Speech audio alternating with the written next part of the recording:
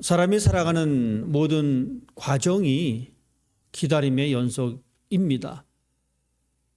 우리의 삶은 기다림을 빼면 말이 되지 않는 것 같습니다.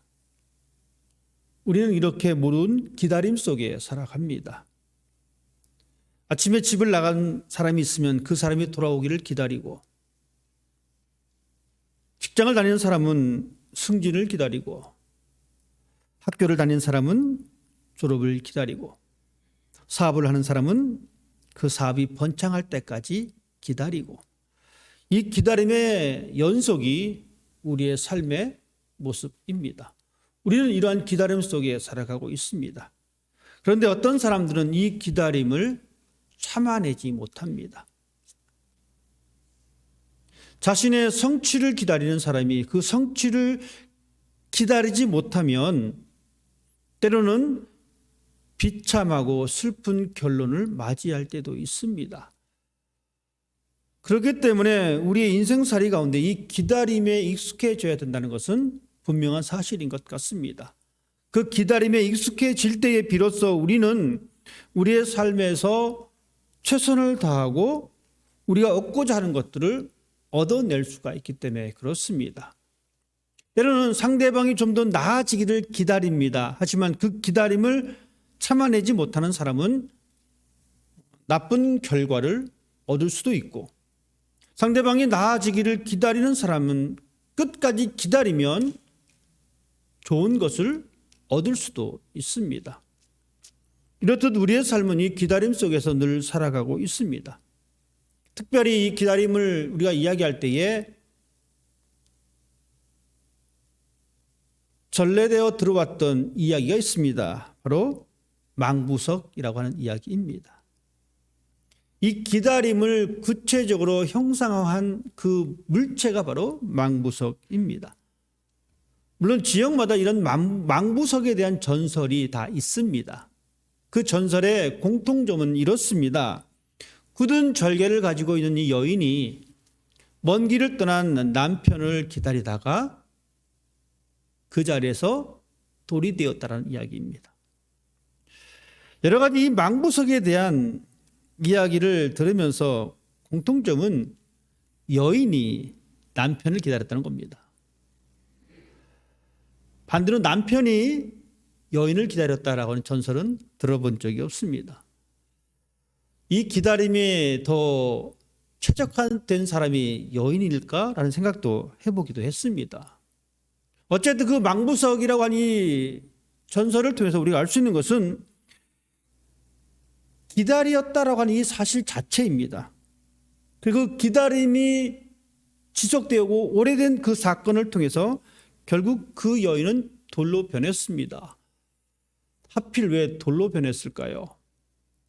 많은 것들이 있는데 아마도 이 돌이라고 하는 것이 오랜 시간 동안 변하지 않는 그런 어떤 습성이 있기 때문에 아마 돌로 형상화한 것 같긴 합니다. 어쨌든 기다림의 그 시간, 그 인고의 시간을 기다렸다라고 하는 사실 자체가 많은 사람들에게 신선한 충격을 주고 있습니다. 대림절 첫 번째 주간입니다.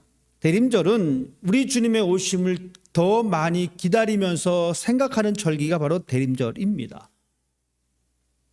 그래서 보통 성탄 4주간 전부터 이 대림절 절기가 시작됩니다. 초를 사용해서 하나의 초를 킬 때마다 우리 주님의 오심을 기다리는 것을 더 시각화하고 있는 이 모습입니다.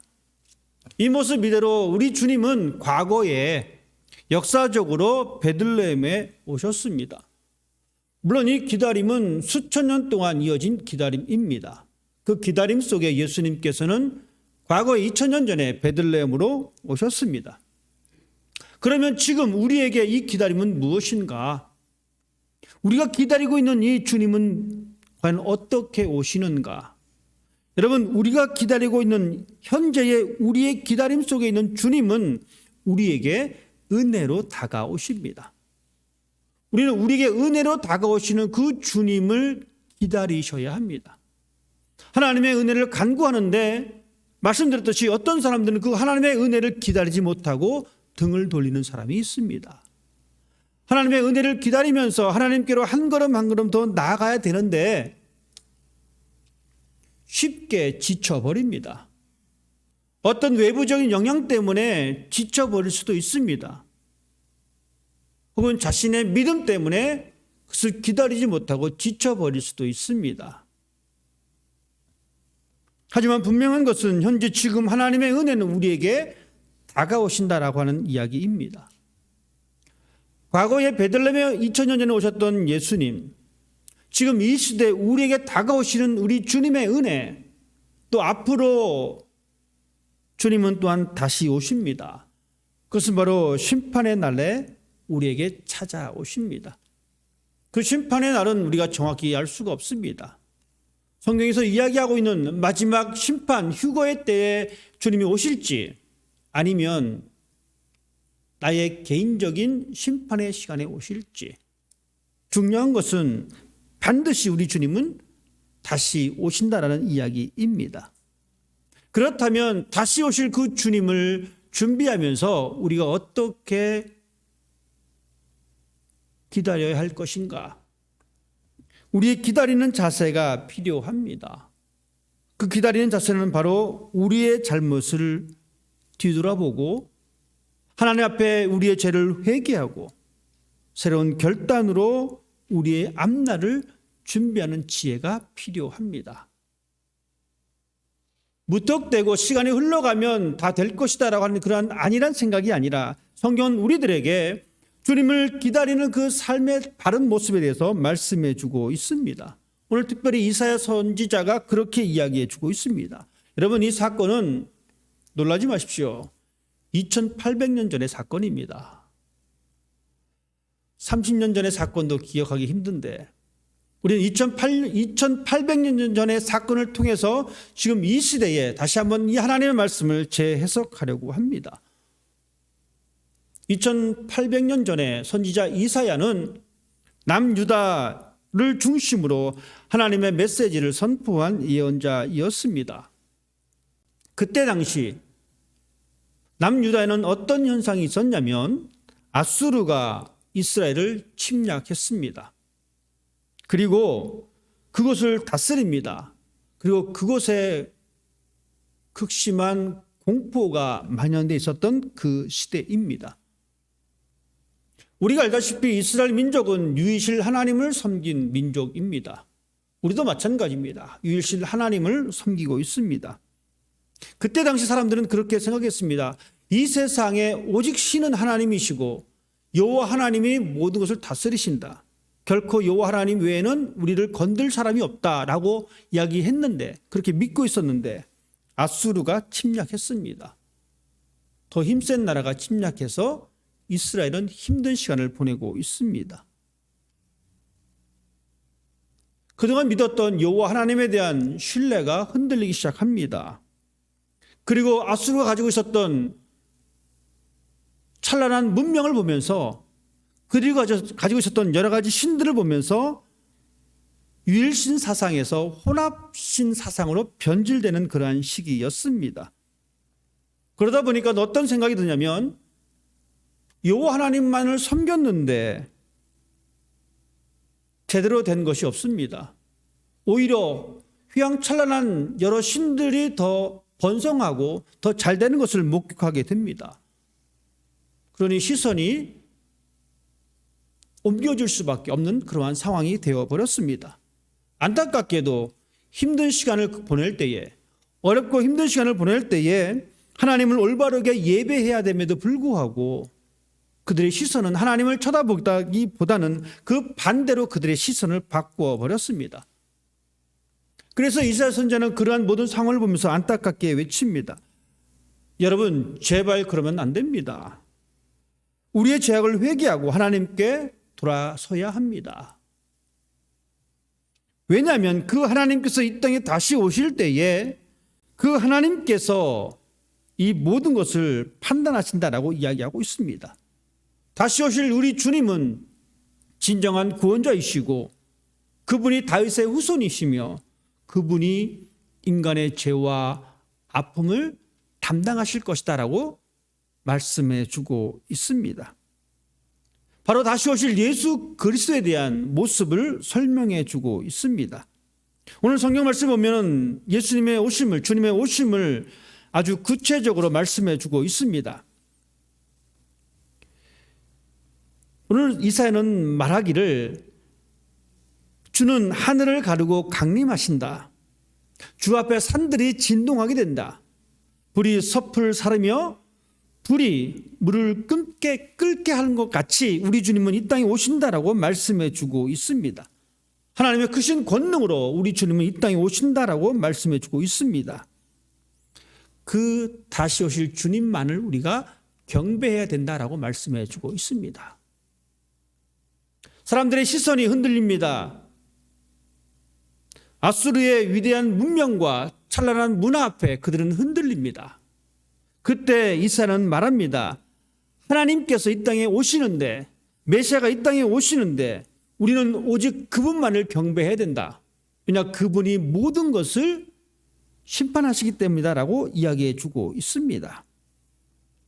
사실 이스라엘은 스스로 무엇인가를 할 수 없는 상황입니다. 그들은 하나님의 능력이 아니면 그들의 대적과 맞설 수가 없습니다.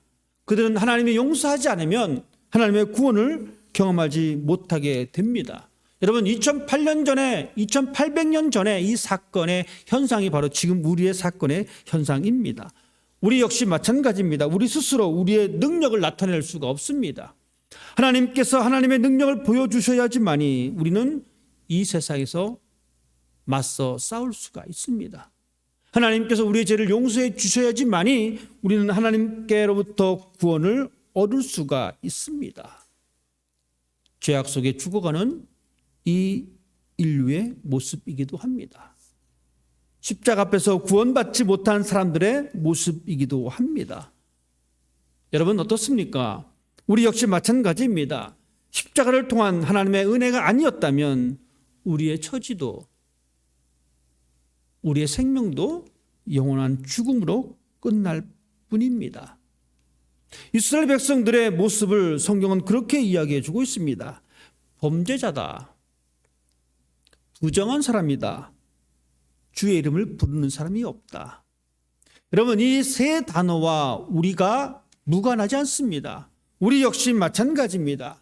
우리도 죄악 가운데 여전히 살아가고 있습니다. 우리는 부정한 가운데 살아가고 있습니다. 우리는 주의 이름을 부르는데 게으른 그러한 모습을 살아가고 있습니다. 왜 그렇습니까?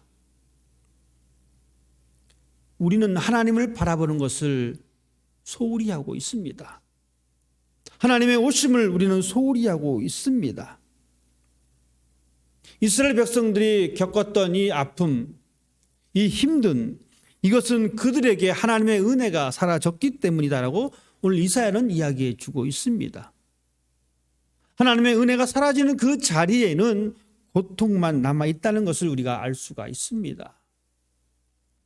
왜냐하면 그들의 삶의 모습이 범죄자요, 그들의 삶의 모습이 부정한 사람이요, 그들의 삶의 모습이 주의 이름을 부르지 않았기 때문에 이사야 선지자는 그것을 분명히 우리들에게 지목해 주고 있습니다. 하지만 우리가 그런 죄악 가운데 살아가고 있지만, 힘든 가운데 살고 있지만 하나님의 은혜를 간구해야 된다라고 이사야 선지자는 우리에게 말씀해 주고 있습니다. 왜냐하면 말씀에 있는 것처럼 우리는 진흙이기 때문에 그렇습니다. 왜냐하면 하나님의 은혜가 우리에게 임할 수 있는 것은 하나님께서는 토기장이이기 때문에 그렇습니다. 그래서 우리는 비록 우리의 삶의 현장이 힘들고 아프고 어렵다 할지라도 하나님의 은혜를 간구하는 사람이 되어야 합니다. 우리는 그렇게 고백해야 합니다. 하나님, 나는 진흙입니다. 즉 하나님께서 나를 만져주셔야 합니다 라고 하는 고백입니다. 하나님께서 우리를 만져주실 때까지 우리는 기다려야 합니다. 성경은 그 기다림의 사람들을 우리들에게 기록해 주고 있습니다. 성경에 기록된 위대한 인물들의 특징은 하나님의 은혜를 사모하고 기다렸다라는 이야기입니다. 여러분, 우리는 얼마만큼 하나님의 은혜를 사모하고 기다리고 있습니까? 다윗은 시편 40편 말씀을 통해서 그렇게 고백하고 있습니다. 내가 여호와를 기다리고 기다렸더니, 그는 여호와 하나님을 간절히 기다렸더니 어떤 결과를 얻게 되냐면 기가 막힐 웅덩이와 수렁에서 끌어올려 주셨다. 하나님의 은혜를 간절히 기다린 자에게 하나님께서는 그렇게 응답해 주셨습니다. 여러분, 이것이 다윗만이 경험했던 경험으로 끝날 것이 아니라 우리 모두가 이러한 경험이 있기를 원합니다. 하나님, 내가 하나님의 은혜를 기다렸더니, 참고 기다렸더니 하나님께서 나를 기가 막힌 웅덩이와 수렁에서 끌어올려 주셨습니다. 이렇게 고백이 우리의 입술 가운데에 늘 있는 여러분의 삶이 되기를 부탁을 드립니다. 기다림은 그냥 포기하는 것이 아닙니다. 기다림 속에는 하나님의 임재하심을 믿는 겁니다. 포기와 다른 겁니다. 하나님이 반드시 나를 건져주실 것이라고 하는 이 믿음, 하나님을 신뢰하는 이 믿음, 이것이 이 기다림 속에 있습니다. 왜냐하면 이 기다림 속에는 우리의 삶의 슬픔이 변하여 기쁨과 환희로 바뀌게 됩니다. 우리의 기다림은 그렇습니다. 우리의 기다림은 하나님께서 우리의 임하심으로 인해서 우리의 슬픔이 변하여 우리의 기쁨이 됩니다. 그냥 시간이 흘러가면 하나님의 은혜가 임하겠지. 아닙니다. 그냥 시간이 흘러간다라고 해서 되는 것이 아닙니다. 우리는 이 기다림 속에서 어떤 마음의 자세가 필요하냐면 하나님의 얼굴을 사모하는 그 자세가 필요합니다. 하나님의 얼굴을 사모하지 않고 기다림은 기다림이 아닙니다. 그것은 그냥 시간을 허비하는 것입니다. 우리 주님 다시 오실 것을 기다릴 때 우리는 시간을 허비해가면서 기다리는 것이 아니라 주의 얼굴을 사모하면서 기다려야 합니다. 하나님의 말씀을 묵상하면서 기다리셔야 합니다. 그 기다림 속에 다윗이 고백했던 것처럼 기가 막힐 웅덩이와 수렁에서 우리를 끌어올려 주십니다. 쉽게 설명드리면 이렇습니다. 우리가 깊은 수렁에 빠졌습니다. 이 수렁에서 빠져나갈 수 있는 유일한 방법은 누군가가 우리를 건져내는 것입니다. 그냥 해가 뜨면 낮이 됐구나, 해가 떨어지면 밤이 됐구나, 그냥 내가 이 구덩이에서 언젠간 앉아 있다 보면 누군가는 나를 발견하겠지라고 기다리는 사람과, 누가 있는지 모르겠지만 온 힘을 다해서 목소리를 내면서 도와달라고 외치는 사람과 큰 차이가 있습니다. 우리가 깊은 수렁에 있을 때에 우리가 하나님의 말씀을 묵상한다는 것은 하나님께 외침입니다. 우리 하나님의 얼굴을 갈망한다는 것은 하나님을 향한 외침입니다. 내 주변에 누군가가 지나갈 수 있다라고 하는 이 믿음이 있기 때문에 외치듯이 우리가 하나님의 얼굴을 사모하며 하나님의 말씀을 묵상하면서 하나님께서 나를 건져줄 것을 확신하는 이 모습을 가지고 우리는 기다려야 합니다. 여러분, 우리는 지금 이 시대를 살아가는 우리들에게 필요한 하나님의 은혜가 필요합니다. 하나님의 은혜를 확신해야 합니다. 그 하나님의 은혜가 나에게 지금 임하고 있다는 사실을 기억하셔야 합니다. 그것이 없으면 우리는 기다릴 수가 없습니다. 사랑하는 성도 여러분, 우리가 기다릴 때에 하나님의 얼굴을 갈망하십시다. 하나님의 말씀을 묵상하면서 기다립시다. 하나님께서 나에게 다가오신다고 하는 이 확신을 가지고 기다리십시다. 그 기다림의 끝은 하나님께서 불같이 임하십니다. 그리고 그동안 기다렸던 모든 시간을 우리 하나님께서 판단해 주십니다. 우리는 그렇게 기다림 끝에 하나님의 판단 앞에 서 있습니다. 왜냐하면 그때 비로소 악한 모든 것들이 하나님 앞에 무릎을 꿇게 됩니다. 죄악된 모든 것이 드러나게 되고 하나님은 기다린 우리들을 회복시켜 주십니다. 이 경험이 우리의 삶 가운데에 조금씩 누적되어야 합니다.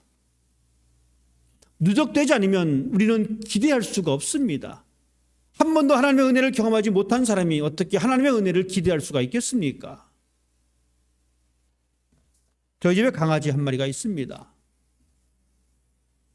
이 강아지가 간식을 먹은 버릇이 있습니다. 그 경험이 있습니다. 여러분 집마다 다 강아지를 키우시잖아요. 그러면 어떻습니까? 이는 무엇을 먹을 수 있는 행동을 본인이 알게 됩니다. 그러면 거기에 대한 보상으로 내가 무엇인가를 얻어먹을 수 있다는 것을 알고 있습니다. 은혜 또한 마찬가지입니다. 우리가 하나님께로 받은 그 조그만 은혜들을 알고 있다면 그것이 쌓여지게 되면 분명히 하나님의 은혜가 있다는 것을 알게 됩니다. 그러면 그 사람은 계속 하나님의 은혜를 갈구할 수밖에 없습니다. 저희 집 강아지는 영어를 잘 모릅니다. 집에서도 한국말을 쓰기 때문에 한국말은 잘 알아듣습니다. 그래서 간식을 줄 때 먹어 하면 잘 먹습니다. 하루는 제가 먹어라고 하는 이 한국말 대신에 영어를 썼습니다. eat. 안 먹어요. 그동안 그 말을 못 들어봤기 때문에 그렇습니다. 은혜 또한 마찬가지입니다. 하나님께서 우리 주신 그 은혜, 작은 것 하나씩 우리가 누적되면, 축적이 되어지면 당신 기다리지 마십시오. 하나님의 은혜 없습니다라고 말을 해도 그 말을 듣지 않습니다. 무슨 소리냐? 내가 그동안 하나님의 은혜를 조금 쌓은 경험이 있는데 하나님은 반드시 나에게 은혜를 주실 분이야. 나는 기다릴 수 있어. 라고 이야기할 수가 있습니다.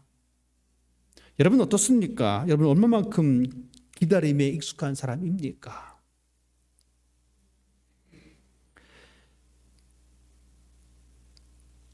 기다림은 하나님의 은혜를 경험할 수가 있습니다.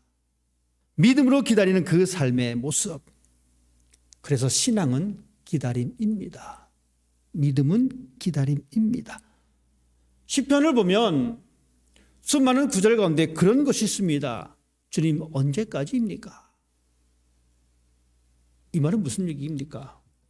나의 기다림이 하나님 점점 한계치가 다가온다는 이야기입니다. 언제까지입니까? 언제 해줄래? 언제 해줄래? 그 데드라인이 있다는 겁니다. 시편 기자는 이 언제까지입니까? 라고 하는 이 고백 속에서 그가 말하고 싶었던 것은 그 힘든 시간을 나는 기다렸습니다라는 이야기입니다. 이 시편 기자의 주인공이 여러분이 되었으면 좋겠습니다. 끈질긴 기다림으로 하나님의 은혜를 쟁취할 수 있는 여러분이 되었으면 좋겠습니다. 스로보닉의 여인이 있습니다. 이방 여인이죠. 자기 자신의 딸의 병을 고치기 위해서 예수님께 나아갑니다. 예수님께서 그 여인을 거부하셨습니다. 내치셨습니다. 하지만 이 여인은 아랑곳하지 않고 끝까지 우리 주님 앞에 매달립니다. 그때 이 여인은 자유를 얻게 됩니다. 치유의 은혜를 경험하게 되었습니다. 끈질긴 이 여인의 모습, 이 모습은 하나님의 응답을 얻게 됩니다. 대림절 기간을 지내고 있습니다. 여러분 더욱더 기다림의 절기로 생각합니다. 이 기다림의 절기 한 가지 더 추가했으면 좋겠습니다. 우리가 주님을 왜 기다리는가? 왜 나에게 임할 하나님의 은혜를 왜 기다리는가? 하나님께서는 우리를 고치시고 회복시켜 주시기 때문에 나의 지금 일그러진 이 마음의 상태를 회복시켜 주시고 나의 깨진 이 마음을 메꿔 주시길 때문에 우리는 주님을 기다립니다. 하나님은 결코 택한 자를 도우십니다. 하나님께서는 침묵하지 않으십니다. 오늘 이사야 선지자도 이렇게 우리에게 분명히 말씀하고 있습니다. 주는 하늘을 가르시고 강림하신다. 즉 주님은 분명히 우리에게 오신다라고 말씀해 주고 있습니다. 침묵하지 않으시는 하나님. 여러분 그 하나님 앞에 우리는 기다림으로 응답하는 사람이 되어야 합니다. 하나님께서는 그 택하신 자들을 도와주십니다. 구약 성경에 보면 요셉이 총리가 되었습니다. 여러분 요셉이 총리가 될 걸 누가 알았겠습니까? 하지만 요셉은 그 시간까지 기다렸습니다. 그는 그 신앙을 잃어버리지 않고 기다렸습니다. 충분히 하나님을 원망할 수도 있고 그 형제들을 원망할 수도 있는 상황임에도 불구하고 그는 끝까지 하나님을 기다립니다. 그 신앙을 포기하지 않았습니다. 이 땅을 향한 하나님의 위대한 계획이 요셉을 통해서 보여주셨습니다. 마찬가지입니다. 하나님의 은혜가 나에게 더디온다고, 하나님의 은혜가 나의 가정에 더디온다고, 하나님의 은혜가 우리 교회 가운데 더디온다고 쉽게 포기하고 주저할 것이 아닙니다. 분명히 하나님은 우리를 바라보고 계십니다. 결코 하나님은 침묵하는 하나님이 아니십니다. 이 땅을 향한, 우리를 향한, 우리 가정을 향한, 우리 교회를 향한 하나님의 도우심과 하나님의 은혜가 반드시 있습니다. 그 하나님을 믿고 그 하나님을 의지하는 여러분 되시길 바랍니다. 하나님은 이사야 선지자를 통해서 분명히 고난 가운데 건져주실 분이다라고 우리에게 말씀해 주고 있습니다. 하나님의 말씀을 기억하고 순종하는 자에게 은혜를 베푸신다라고 우리에게 말씀해 주고 있습니다. 하나님의 은혜를 기다리는 우리 모두가 다윗처럼 또한 요셉처럼 그런 하나님의 은혜 가운데에 귀한 삶으로 채워지는 여러분의 삶이 되시기를 주님의 이름으로 부탁을 드립니다. 기도하겠습니다.